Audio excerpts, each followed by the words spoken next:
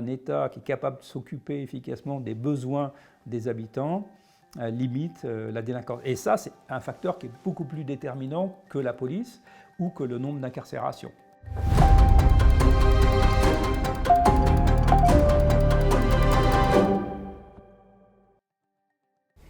Directeur de recherche au CNRS, Sébastien Rocher étudie depuis 35 ans l'évolution des différentes formes de délinquance. Homicide, atteinte aux biens, atteinte aux personnes. Et en France, c'est plutôt stable, voire en diminution. Voilà, ça c'est les violences physiques à l'intérieur du domicile. Donc on voit qu'il n'y a pas de tendance du tout depuis 2008 en fait. On est toujours sur les mêmes volumes, avec des variations annuelles qu'on ne sait pas expliquer, mais on n'a pas de tendance en fait. Ça c'est pareil, les victimes de violences physiques et sexuelles par le conjoint. Donc on ne voit pas, on était 270, là 245. C'est très très proche.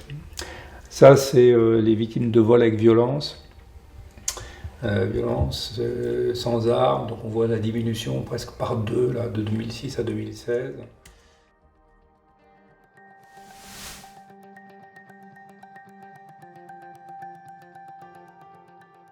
La chose la plus importante à savoir, c'est que la France est un pays européen et l'Europe est la partie du monde avec l'Asie du Sud-Est où la violence homicide est la plus faible. Donc on est dans une sorte de havre de tranquillité comparativement, ça ne veut pas dire qu'il ne se passe rien bien sûr, et historiquement, depuis le XIVe siècle, on est à la période où il y a le moins d'homicides.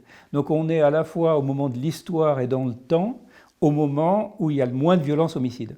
Mais comme il y a énormément d'aspiration à la sécurité, en parallèle, eh bien, il y a une demande de sécurité qui, elle, ne diminue pas. Parce qu'il reste, et on le sait pour la violence contre les femmes, par exemple, il reste des faits de violence très nombreux, mal connus, mal traités, donc il reste cette demande très importante.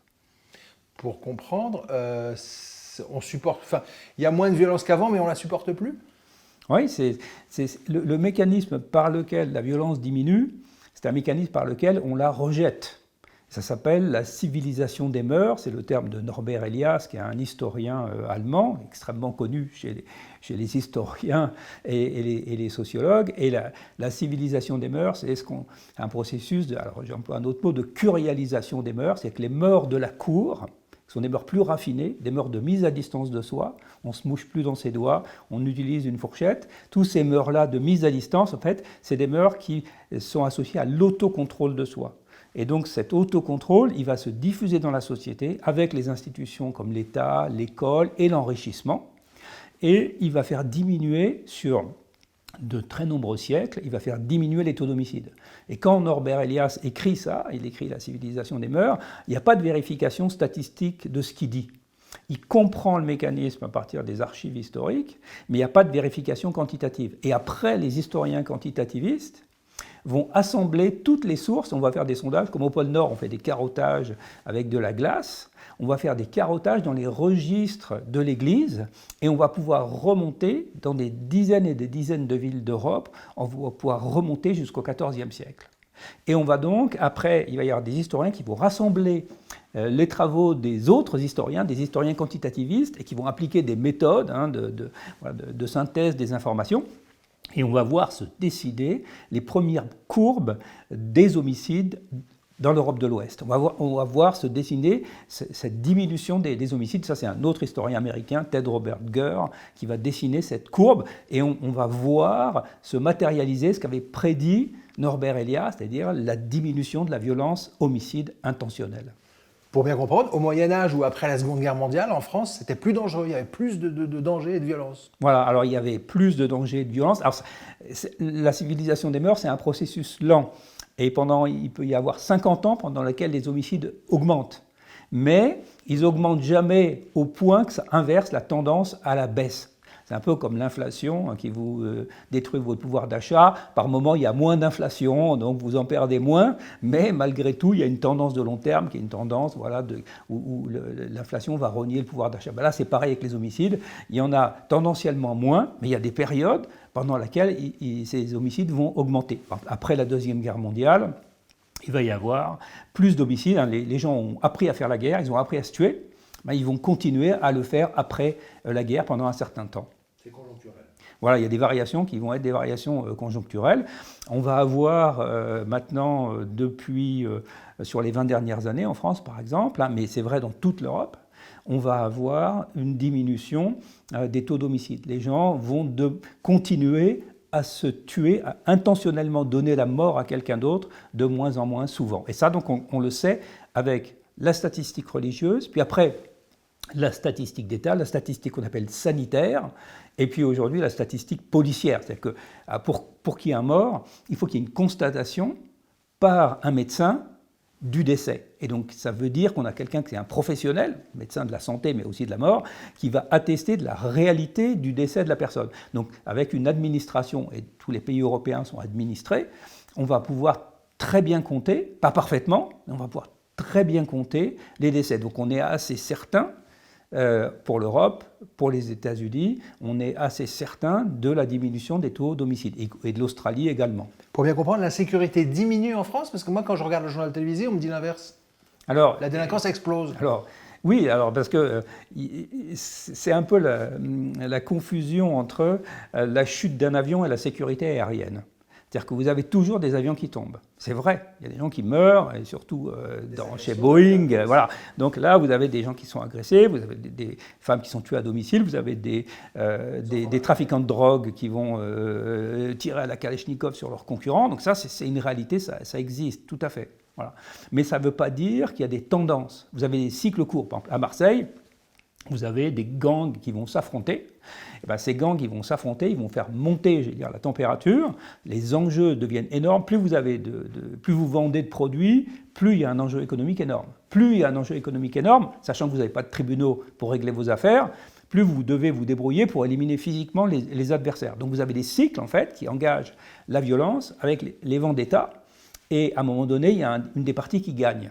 Et donc à ce moment-là, le cycle va s'arrêter. Mais le cycle qu'on voit à Marseille, par exemple 30 morts en 2022, plus de 40 en 2023, bon, c'est quelque chose qu'on n'avait pas vu depuis plus de 20 ans. Donc c'est vraiment des phénomènes réels. Mais par contre, ce n'est pas une tendance à la décivilisation, parce qu'on a utilisé le terme. Voilà. À l'ensauvagement, pas du tout, c'est un calcul rationnel. L'ensauvagement, c'est quand vous n'avez plus de capacité de discernement. Vous êtes devenu fou et vous tirez sur tout ce qui bouge. Là, non. Ce sont des gens qui calculent que c'est nécessaire pour eux d'éliminer la concurrence. Parce que ce sont des gens qui font du business dans un cadre illégal. Donc ça n'a rien à voir avec l'ensauvagement. C'est des gens qui pensent que la vie vaut tant. Et que pour gagner plus, il va falloir éliminer quelqu'un. Donc c'est le résultat d'un calcul de type calcul rationnel. Mais on pourrait dire tuer un adversaire, finalement, c'est ce que font les sauvages, alors que nous, on est civilisés, etc., pour défendre les thèses de l'extrême droite. Oui, alors, mais en fait, les maris ou les amants tuent aussi leurs femmes, maltraitent les enfants. Donc ça, il y a un certain nombre de phénomènes comme ça qui se produisent, mais il n'y a pas de tendance, encore une fois. Décivilisation, ça veut dire on fait marche arrière par rapport à la civilisation des mœurs, à Norbert Elias. On remonte pas. Il y a des petites bosses, si vous voulez, dans la tendance, qui sont tout à fait réelles. Et pour les gens qui les vivent, c'est très dur, hein. Mais ça ne fait pas remonter dans le temps aux années 40 ou aux années 20. Non, on est toujours, on n'invalide pas cette pente.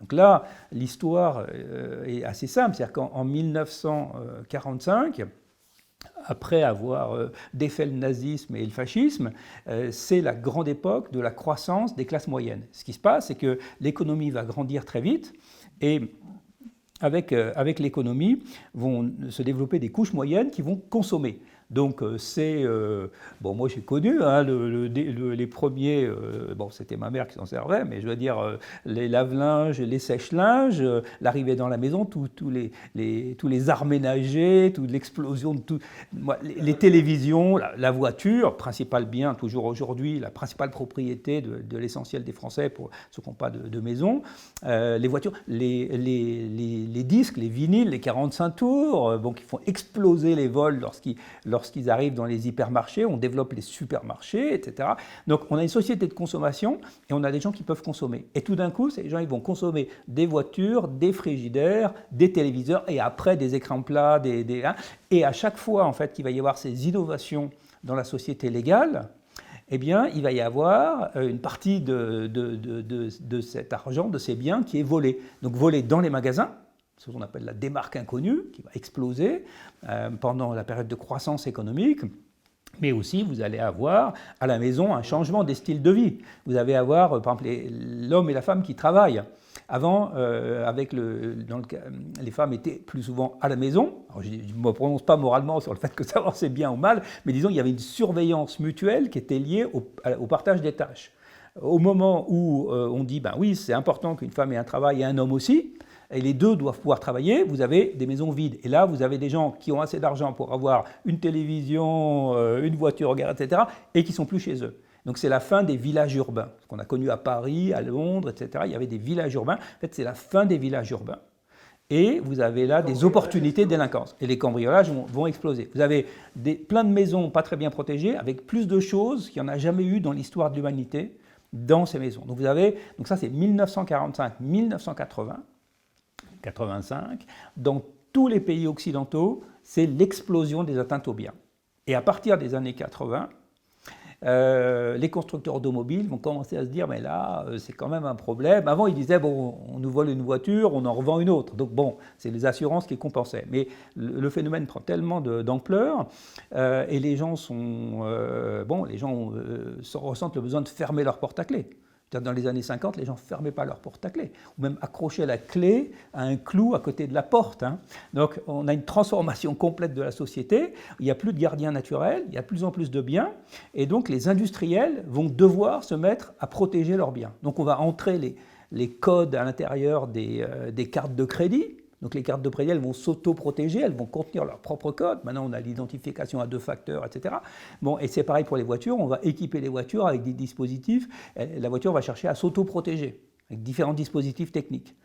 Et ça va avoir un effet dans tous les pays occidentaux. Il va y avoir une diminution énorme du nombre de vols de voitures, d'atteintes à l'automobile à partir des années 80.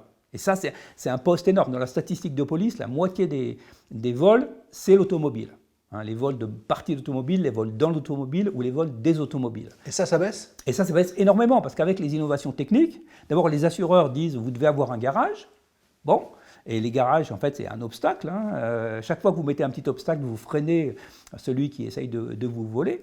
Et puis les constructeurs vont mieux protéger les voitures et donc ça va avoir un effet. Alors il va y avoir des petites bosses parce que l'Europe de l'Est va s'ouvrir, donc il va y avoir un appel d'air pour les véhicules de seconde main, etc.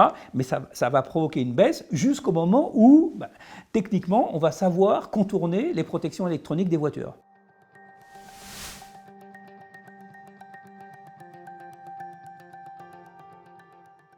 Certaines choses explosent, c'est sûr. Toutes les infractions qui sont liées au développement de l'Internet.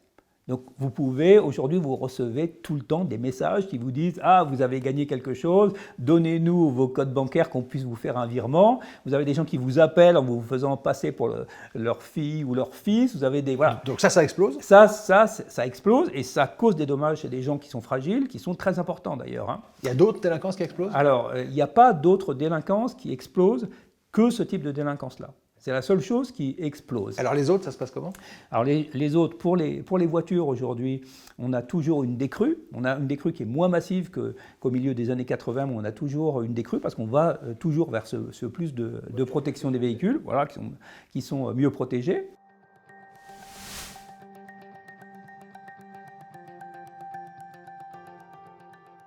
Pour les violences contre les femmes, qui est un sujet particulièrement important.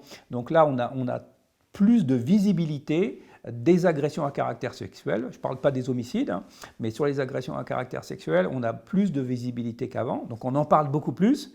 Mais si on regarde les chiffres qui ont été produits par des enquêtes spéciales qui ont été fabriquées, qu'on appelle les enquêtes sur les victimes, ce sont des enquêtes comme le recensement général de la population. Ça ne dépend pas des plaintes. Voilà, ça ne dépend pas des plaintes. On va chez les gens, comme pour le recensement, et c'est l'INSEE qui le fait d'ailleurs en France, et on va pouvoir mesurer, on va dire, le vrai taux de victimes. Et alors ? Et à ce moment-là, on voit en fait que ce taux, il est stable.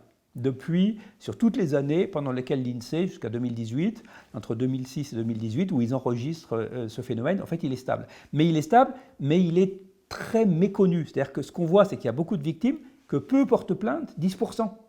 Donc en fait, on a 10% des victimes qui sont visibles. Si demain, 2 fois plus de femmes disent « mais c'est insupportable de se faire frapper par son mari ou son amant ou quiconque », bien vous allez avoir un doublement des faits apparents. C'est-à-dire que vous allez passer de 10% de victimes d'un nombre X à 20%, 2 fois plus, de ce même nombre.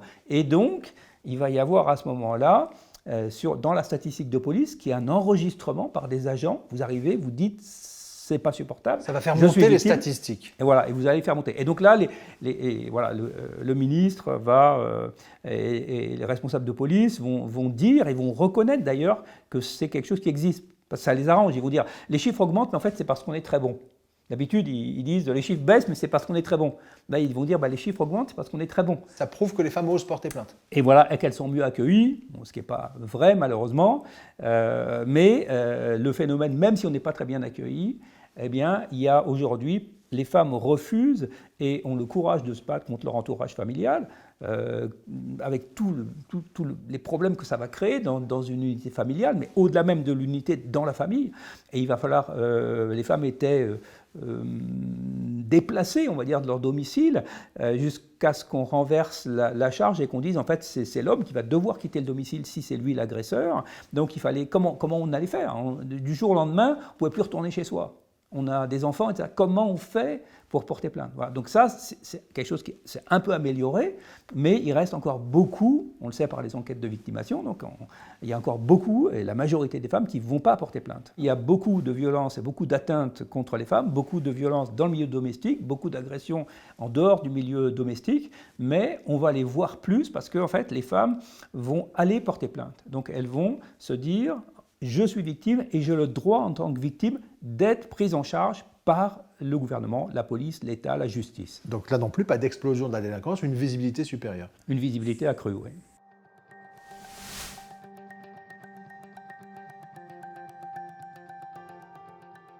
Alors sur la violence aux enfants, on ne le sait pas très bien. C'est probablement la même chose, mais je dis ça sous réserve. Pourquoi? Parce qu'en fait, on a une méthode la méthode pour connaître la violence, c'est soit la statistique des décès, soit c'est cette statistique qui vient des enquêtes de victimation de l'INSEE. Mais les enfants, on ne peut pas les interroger sans les parents, pour plein de raisons légales, etc. Et donc, on ne peut pas faire dire aux enfants ce qui leur arrive dans un cadre où ils n'auraient pas à côté d'eux leur mère ou leur père. Et pour les enfants, c'est très difficile d'être agressés par ceux dont ils espèrent qu'ils vont les protéger. Donc c'est une situation qui est à peu près intenable. Mais il est probable que, on l'a vu avec la question des abus sexuels des prêtres sur les enfants, que là aussi on a une libération de la parole. Tout d'un coup, le Vatican est obligé de reconnaître le fait que les violences contre les enfants par une autorité morale supérieure est une réalité.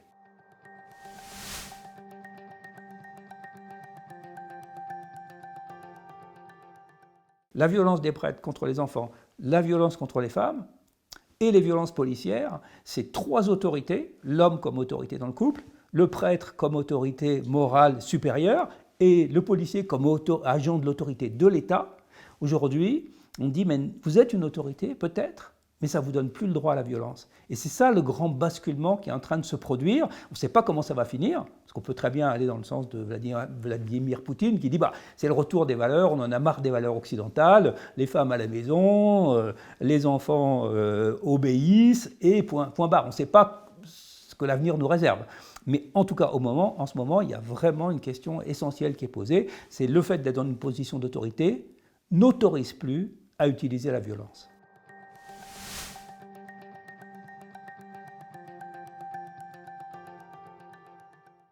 La question des incivilités, c'est une question qui est importante. Alors en France, je crois, alors toute fausse modestie mise à part, je pense que j'ai fait le premier travail sur les incivilités en utilisant le terme, je crois en 1996, on avait fait un article, je m'en souviens parce que je fais ce livre aux éditions du Seuil, et là les éditeurs ils disent mais on ne va pas mettre incivilité dans le titre, personne ne sait ce que c'est.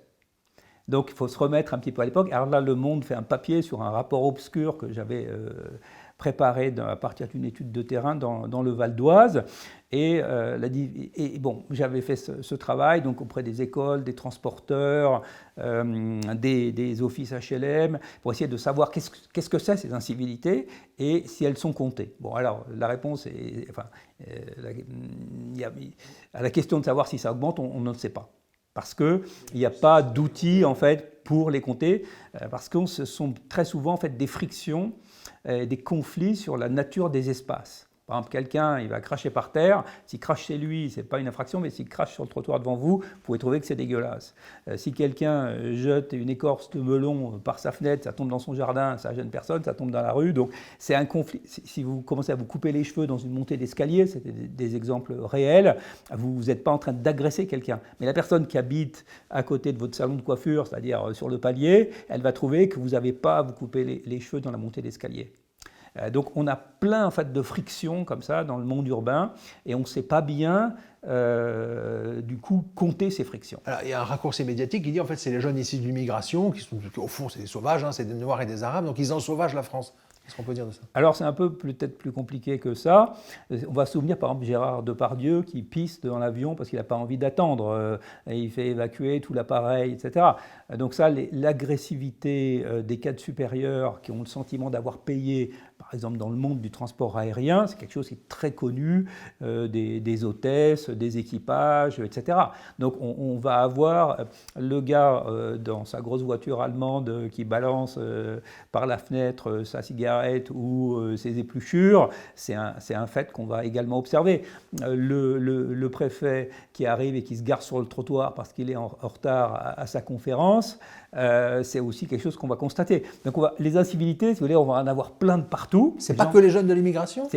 Voilà, de manière surprenante, c'est pas que les jeunes de l'immigration. Par contre, c'est vrai que les jeunes, eux, ils vont aussi, les occupations de montée d'escalier, les bruits le soir. Vous avez des gamins ou des adolescents qui ont envie de boire un coup, qui font la fête le soir, qui n'ont rien à faire le lendemain matin, et vous avez d'autres gens qui, eux, ont commencé leur journée tôt, ont fini tard, vont devoir se refaire du RER et du métro, et qui ont envie qu'il n'y ait pas de bruit. Donc ça va créer des conflits, et parfois des bagarres, des échanges de coups. Donc il y a des conflits sur les usages des espaces. Voilà. Mais c'est vrai qu'en banlieue, vous allez avoir plus. Là, on a des enquêtes ponctuelles qui sont faites, vous allez avoir plus d'incivilité en banlieue, vous allez avoir une accumulation parce que les gens les commettent et aussi parce que le niveau d'entretien est plus faible.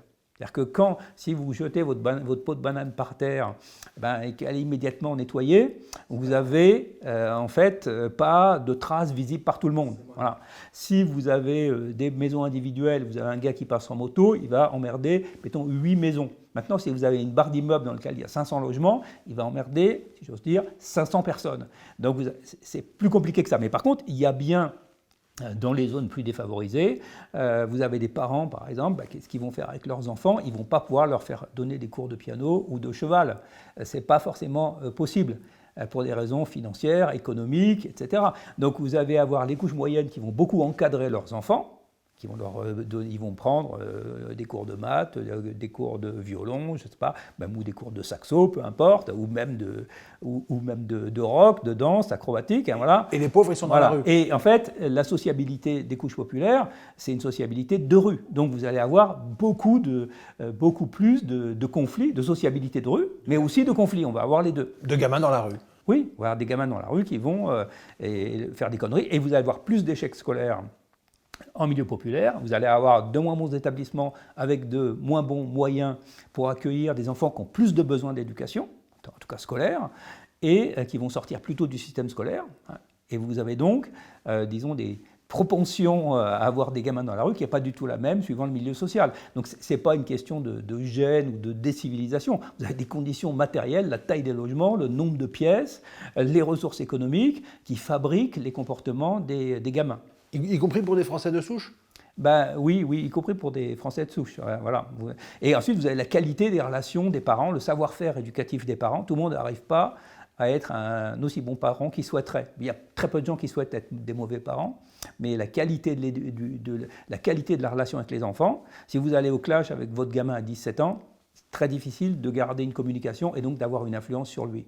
Donc ça, ce sont des facteurs, tous ces facteurs, éducation, scolarité, ressources économiques, vont fabriquer les comportements. Alors après, évidemment, on va dire oui, mais et la responsabilité individuelle. Mais ça, c'est deux choses évidemment différentes. La fabrication des comportements et le fait qu'on tienne les gens pour responsables individuellement, c'est deux processus différents. Pour revenir d'un instant aux incivilités, vous disiez que parfois il y a des cadres qui font preuve d'incivilité?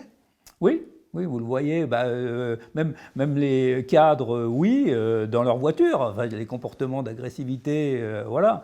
Les vieux qui sont pas très pressés au supermarché, qui vous bousculent en caddie, vous avez en permanence, mais simplement, il y a des gens, on va dire, finalement, peut-être, s'il y a une très grosse BM, on va rien dire, peut-être, s'il est vieux, on va considérer qu'il a le droit de nous bousculer. Donc en fait, il y a des imputations de responsabilité, ça s'appelle des attributions, on va attribuer des causes aux facteurs qui font qu'on va tolérer de certains qui fassent quelque chose et qu'on ne va pas ou moins le tolérer d'autres. Mais par contre, je l'ai déjà dit, mais la concentration des difficultés dans les zones pauvres, c'est une réalité.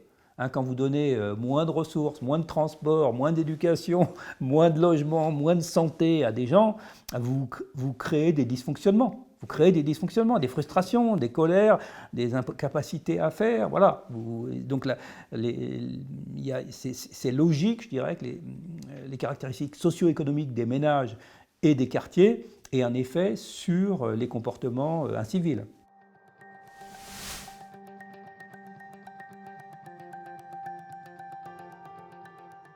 La tolérance, elle va être liée avec l'identification à un groupe.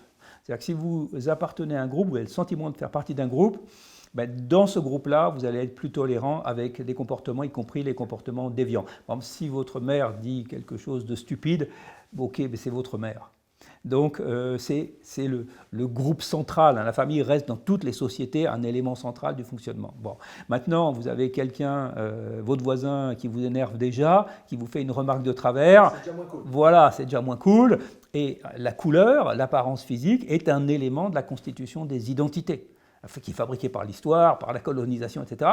Mais c'est un élément. Donc les gens vont se reconnaître, si on est blanc, on va pouvoir se reconnaître dans le groupe des blancs et on va se penser en opposition au groupe des noirs. Alors ça, c'est une question à la fois sociale et individuelle. Tout le monde ne va pas le faire. Mais ceux qui se reconnaissent dans un groupe sur une base ethnique, ils vont avoir tendance à exclure les autres. Et donc, quand les autres, le groupe des non-blancs, va faire quelque chose d'incivil, de pas bien, de désordonné, de bruyant, etc., ils vont dire que c'est une qualificative du groupe.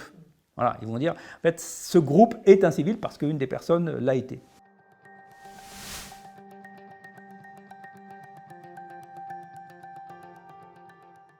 La violence criminelle homicide liée à la drogue, par exemple, ça c'est un vrai problème. C'est quelque chose... ça aussi, ça existait moins dans les années 30. Quoi, hein. Voilà, on n'avait pas... la consommation de drogue, alors on appelle... les médecins appellent drogue tous les produits qui provoquent des effets psychiques, voilà, et toutes les civilisations consomment. Donc la drogue, c'est un phénomène normal. Le crime est un phénomène normal, disait Durkheim, mais la drogue est un phénomène normal, expliquent les médecins. Oui, parce qu'en fait, c'est quelque chose qu'on trouve partout. On ne connaît pas de société sans drogue. Y compris dans l'industrie pharmaceutique. Y compris dans l'industrie, y compris chez les 4 sup, mais y compris chez les jeunes de banlieue. On va le trouver dans toutes les sociétés, dans tous les sous-groupes de la société. Bon. Ce qui se passe, c'est qu'il y a certains produits, et notamment la cocaïne, qui génèrent des profits considérables. Et vous avez un certain nombre d'entrepreneurs qui vont lancer un business autour de la cocaïne. Il y a une demande. La France est un des 5 pays d'Europe où par habitant on consomme le plus de cocaïne.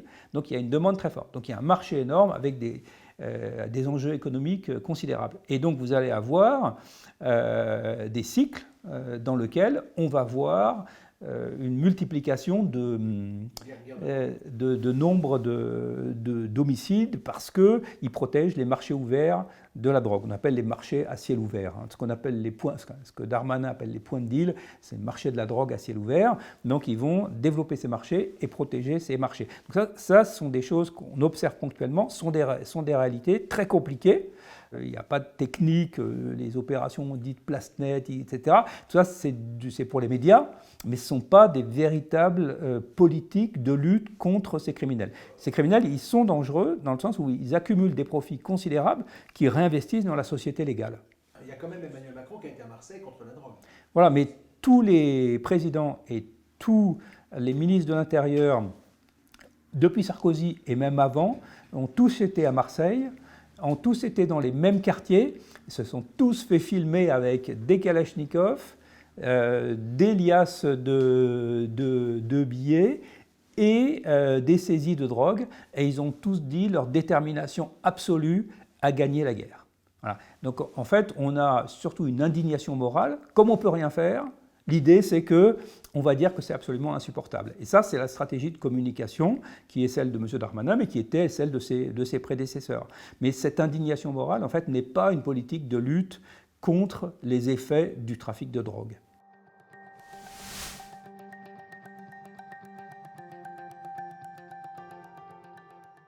Alors, il y a un désir de sécurité qui est une sorte de pulsion fondamentale, en fait, dans toutes les espèces vivantes. Hein, qui est légitime. Et complètement légitime. Et puis, même si elle était illégitime, elle est biologiquement... Il y a une recherche de sécurité. Tous les organismes vivants, ils cherchent à être en sécurité. Et donc, chez nous, c'est également le cas. Donc, cette aspiration-là, elle est réelle. Le paradoxe, c'est qu'effectivement, cette recherche de sécurité, elle est sans fin. Mais c'est logique, vous avez un avion qui tombe, vous dites qu'il devrait y avoir 0 avion qui tombe. Donc la sécurité aérienne, c'est 0 avion qui s'écrase avec des passagers à l'intérieur. Et ça, c'est pas possible ? Et ça, c'est pour la sécurité aérienne, on voit même que c'est pas possible, en dépit des efforts énormes qui sont consentis. Pour la sécurité du quotidien, c'est très difficile. C'est extrêmement difficile parce que la société évolue en permanence, donc les risques évoluent, les modes opératoires évoluent. Et donc, en permanence, c'est la lutte du chat et de la souris. Mais ça, il n'y a pas de raison que ça s'interrompe. C'est-à-dire que cette aspiration à ne pas se faire voler sa voiture, pas se faire cambrioler, etc., quand les gens se mettent à posséder une maison, ils n'ont pas envie qu'elle soit cambriolée. Comme il y a un enrichissement des sociétés, il y a logiquement une aspiration à la protection des biens qu'on possède, que ce soit sa voiture, que ce soit son domicile. Donc cette mécanique-là, elle ne va pas s'interrompre. Là où il y a un peu de malhonnêteté, c'est quand on fait croire qu'on pourrait ne plus avoir par exemple de drogue, de plus avoir de trafic, et qu'on décrète la fin, on va dire, je vais mettre en œuvre une politique qui va permettre d'en finir avec le trafic. C'est le gars de la guerre à la drogue. C'est le slogan aux États-Unis, en France, c'est la guerre à la drogue. Bon. Là, le problème, c'est pas que ce soit malhonnête, le problème, c'est que ça détourne les ressources des améliorations. La guerre à la drogue, c'est une impasse, parce qu'on sait que c'est pas possible. Par contre, la réduction des risques qui sont liés à la drogue, faire des marchés de la drogue moins dangereux, c'est possible. Éviter qu'il y ait des tirs, ça c'est quelque chose qu'on peut faire. Éviter qu'il y ait des morts d'overdose, ça c'est quelque chose qu'on peut faire. Donc ça c'est des approches dites médicales par la réduction des risques. Ça c'est quelque chose qui est, je trouve, désirable. Donc soit on dit, en fait, c'est la fin et on va faire des très grosses opérations spectaculaires qui ne changent rien, soit on dit, on ne va jamais arriver à la fin de cette consommation, mais on va limiter un certain nombre de risques.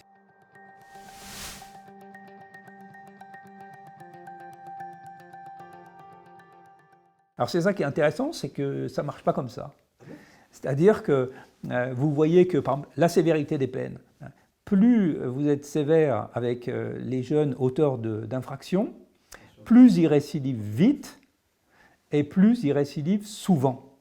Alors ça, c'est une chose qu'on connaît bien parce qu'à partir des années 70 aux États-Unis, on a eu ce mouvement de durcissement des peines, de création des cours de justice pour les mineurs, le fait de juger les mineurs comme des majeurs. C'était aux États-Unis, c'était connu aussi, il y avait d'autres slogans, 3 strikes and you're out, 1, 2, 3 prison en Californie. Donc on a eu ce dispositif-là et ça a été repris par la droite française. Mais ce que montrent les études de criminologie, c'est que la sévérité pénale, en fait, engendre plus de délinquance. Parce qu'en fait, il n'y a pas de socialisation. Ce qui fait que vous allez respecter une société, c'est que vous êtes attaché à cette société. Vous avez des contacts. Vous avez une famille, vous avez un travail, c'est ça, vous êtes dans la société légitime. Si on vous coupe de la société légitime, comment on espère qu'en vous traitant mal, vous allez être plus tard meilleur ? Donc si on est plus dur avec les délinquants, ça a des effets pervers? Sur les jeunes, ça a un effet d'augmentation de la délinquance. Maintenant, si vous parlez de la criminalité, par exemple sexuelle, c'est un autre cas où là, on ne trouve pas d'effet ni positif ni négatif, mais en fait, on ne sait pas comment faire autrement. Vous avez des gens qui sont des prédateurs sexuels, il y a des cas très très emblématiques en France, en Belgique, etc., comme l'affaire Dutroux. Vous avez des gens, vous ne savez pas quoi faire avec, vous ne pouvez que les contenir. Donc ça veut dire qu'en fait, vous les placez en détention. Voilà. Mais pour d'autres, notamment pour les jeunes qui ont toute leur vie devant eux, en fait, c'est une solution qui ne s'avère pas efficace. D'abord, vous n'allez pas mettre quelqu'un en prison toute la vie pour un vol de CD. Plus personne n'écoute des CD. Pour un vol d'une clé USB. Plus personne d'ailleurs de clé USB non plus. Mais je veux dire, de téléphone, il y a encore des gens qui ont des téléphones. Et la sévérité n'est pas un outil de la sécurité de la société. Donc ça, c'est quelque chose qui est intéressant. Et pour le trafic de drogue, c'est intéressant aussi de voir que les approches style opération XXL, où là on fait 150 interpellations en une fois, en fait, le trafic reprend immédiatement. Donc ce ne sont pas des méthodes qui sont efficaces. Les méthodes efficaces pour la lutte contre le trafic de drogue, sur les marchés de la drogue à ciel ouvert, c'est les méthodes dites d'intimidation, dans lesquelles on fait pression sur les personnes pour qu'elles quittent le trafic sans les incarcérer. Donc ça, ce sont des méthodes qui sont connues, qui ont été développées à Boston à partir des années 90 et qui ont été ensuite théorisées et qui ont été évaluées. Ah, c'est bizarre parce que moi je pensais que plus on allait taper fort sur les délinquants, être sévère, les emprisonner, etc., plus ça allait régler le problème de la délinquance. Oui, alors mais en fait, quand vous avez incarcéré beaucoup, c'est le cas aux États-Unis, on incarcère 6 fois plus pour 100 000 habitants. Pour la même proportion de population, on incarcère 6 fois plus. Et sur cette incarcération-là, massive, vous avez un problème, c'est que les gens sortent. Et donc vous avez beaucoup de gens en prison, et puis ensuite vous avez beaucoup de sorties de prison, et vous aviez par exemple à Chicago des quartiers entiers qui étaient composés d'anciens prisonniers. Et ça c'est dangereux? Eh bien, quand vous avez des gens qui sont peu socialisés et vous les rassemblez dans une partie de la ville, vous avez un certain nombre de problèmes assez sérieux. Voilà. Donc ces politiques carcérales, elles sont bonnes, je dirais, aux 20 heures, pour montrer votre détermination, votre morale, en fait, votre sévérité. Vous allez promettre que l'ordre va être restauré grâce à la sévérité, mais dans la pratique, c'est plus compliqué que ça, et la sévérité ne donne pas les effets qu'on attend d'elle. Et le contraire, vous regardez le cas de la Finlande qui a quitté le giron de l'Union soviétique et donc qui a complètement réformé sa politique pénale. En fait, elle a vidé ses prisons et elle n'a absolument pas connu d'évolution de la délinquance différente des pays voisins, de la Norvège, de la Suède, du Danemark.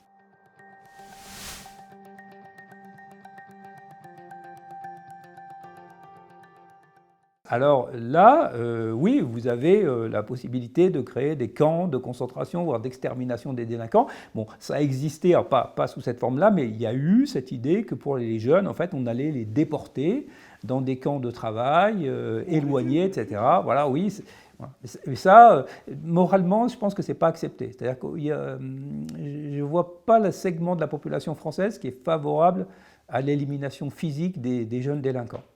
Il peut y avoir des petits segments, mais il y a quand même une réticence à l'idée que tuer est une bonne chose. Vous pouvez, par exemple, faire revenir la peine de mort, et c'est quelque chose qui est proposé par le Rassemblement national, voilà, mais ça reste un nombre de cas qui est très limité. Si vous dites maintenant, on va généraliser la peine de mort à toutes les infractions, vous allez, je pense, avoir quand même du mal. Si vous incluez les infractions routières, les infractions des chauffeurs. Parce qu'au moins on se débarrassera des délinquants. Oui. Voilà. Mais il y a une fabrique, si vous voulez, des délinquants en fait. Vous voulez dire qu'il y en aura d'autres? Il y a une fabrique socio-économique des délinquants. Oui. Si on les tue, on règle le problème. Oui, on règle le problème avec ceux qui sont actuellement délinquants. Mais on ne règle pas le problème de la fabrication. C'est comme une usine. Vous pouvez jeter à la poubelle ce qui sort d'une usine. Vous n'avez pas, tant que vous n'arrêtez pas le processus de fabrication, vous avez des nouveaux produits qui sortent des chaînes de production. Donc là, vous avez des nouveaux délinquants qui arrivent. Si on tue tous les délinquants, il y aura des nouveaux délinquants. Voilà. D'accord. Voilà. Donc ce n'est pas une solution miracle de tuer les délinquants, en fait. C'est ni une solution souhaitable, ni une solution miracle. Donc non, voilà.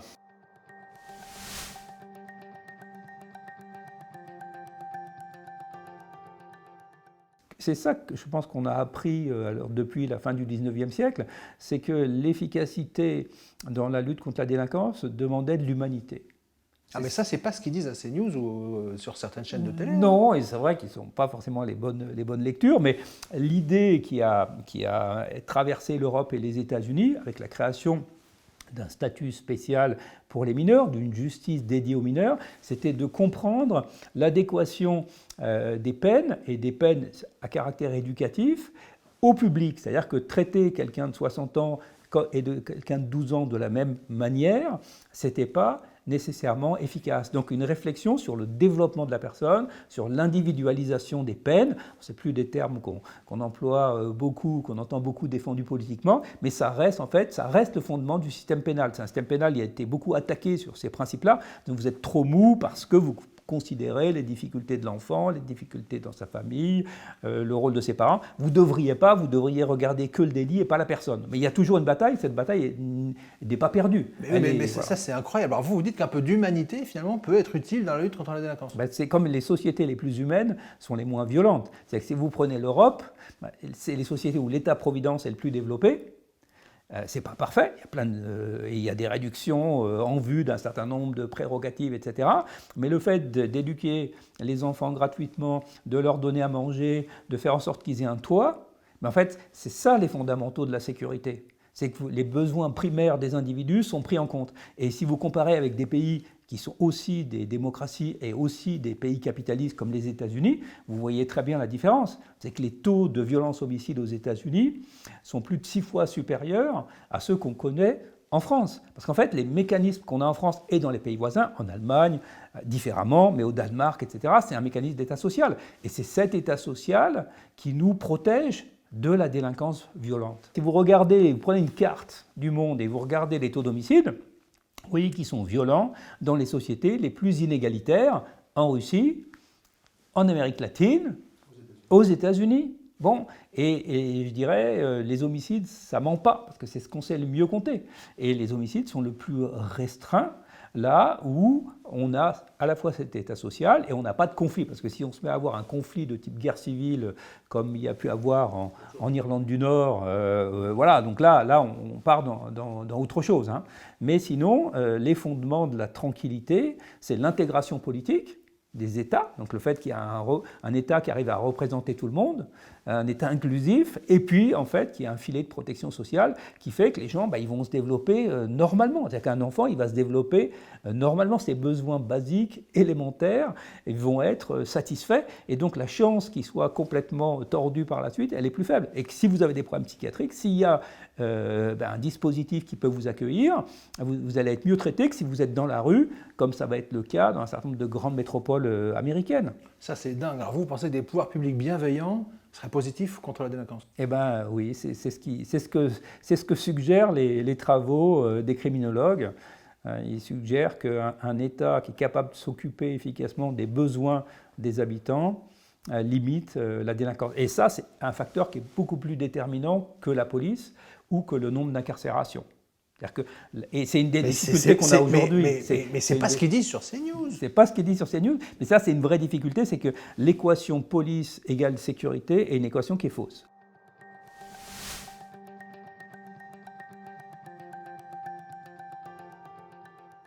C'est la base avec laquelle réfléchissent aujourd'hui la plupart des hommes politiques de gauche et de droite. Bah oui, plus de police, plus de matraque, plus de sécurité. Plus de sécurité. Il y a un problème quelque part, plus de police. Et en fait, ça c'est faux. Donc, il peut y avoir des utilisations intelligentes de la police qui améliorent la sécurité, mais ça reste un facteur qui est un facteur petit. C'est un petit facteur, c'est une petite cause. Et quand on croit que la police va résoudre les problèmes de sécurité, on est tenté de donner beaucoup de ressources à la police. Et en faisant ça, on risque de les détourner de l'école, je crois que c'est un petit peu ce qui est en train de se passer, et de tout l'encadrement par le travail social, qui en fait sont les vraies usines de la fabrication d'une société apaisée. Donc les hommes politiques, là, ils ont vraiment une très grande responsabilité, parce que c'est qu'ils vont décider des grands flux d'argent public. Et en se trompant, et je pense qu'ils se trompent, le pire, c'est que c'est sincère. Alors, pour une part, il y a des partis politiques qui se questionnent pas sur la sincérité. Mais je pense que la plupart des responsables politiques de gauche qui avaient une réflexion sur le social, ils ont fini par être convaincus par Nicolas Sarkozy. Ils ont été convaincus par Nicolas Sarkozy que la sécurité, c'était la police d'intervention. Et la plus grande défaite de la gauche, culturellement, c'est ça. Ils ont cru ce que leur disait Nicolas Sarkozy et ils se sont dit plus jamais on pourra défendre qu'on va atteindre la sécurité par une autre voie que l'accroissement des effectifs de police. C'est pour ça que la question des effectifs de police, elle est complètement centrale aujourd'hui et que c'est le seul, d'ailleurs, axe pour Emmanuel Macron sur ses 2 mandats, c'est le seul axe de sa sécurité, c'est mettre du bleu dans la rue. Voilà. Et ça ne marche pas. Et malheureusement, ça n'a pas les effets miracles qu'on lui prête. Ça peut marcher dans certaines circonstances. Si vous allez sécuriser, au sens où couvrir de policiers une zone pendant une durée limitée, vous allez avoir un effet. Donc ça, il ne faut pas nier, c'est tout à fait le cas. Mais ce n'est pas quelque chose qui va déterminer les tendances de la délinquance, ni la hausse, ni la baisse. Cette idée simple qu'avec plus de matraques, on va mater les délinquants, ça, globalement, c'est pas vrai. Non. Et si vous développez de manière hypertrophiée l'appareil policier, vous avez d'autres problèmes. C'est-à-dire que vous allez déplacer la criminalité. Si vous imposez l'ordre dans la société par la violence, si vous approchez d'un modèle illibéral, voire une dictature, vous avez des phénomènes de corruption des élites qui vont énormément se développer. Parce qu'en fait, il y aura une impunité de ceux qui se trouvent au-dessus de la police, qui va être associée avec différents trafics de drogue, d'êtres humains, de devises, etc. Donc vous n'allez pas éteindre l'incendie de la délinquance, mais vous pouvez parfois... vous pouvez le déplacer. La sociologie quantitative et la criminologie quantitative. Bon, la criminologie, c'est une science qui n'est pas connue en France, mais c'est une des plus importantes sciences sociales et il y a à peu près autant de publications en criminologie que dans toutes les autres sciences sociales. Il y a des dizaines et des centaines maintenant même de journaux scientifiques. Donc il y a des collègues à travers le monde entier qui font des études qui permettent de dire ce que je vous ai dit. Ça peut être à Brasilia, ça peut être à São Paulo, ça peut être à Santiago du Chili, ça va être à... Tout le monde est d'accord. Et non, et puis tous les résultats ne sont pas d'accord. Non, il y a toujours un dissensus scientifique, mais il y a un certain nombre par exemple, sur les effets de la pauvreté, sur les homicides, il y en a qui vont dire « Ah ben non, ce n'est pas la pauvreté, c'est les inégalités ». Pas pareil. La pauvreté, c'est la quantité de pauvres, les inégalités, c'est la distance entre les pauvres et les riches. Mais disons qu'il y a des notions comme ça sur lesquelles il va y avoir des discussions, mais sur la géographie de la violence homicide, il n'y aura pas tellement de discussions. Après, on peut interpréter les résultats, mais on va être quand même d'accord.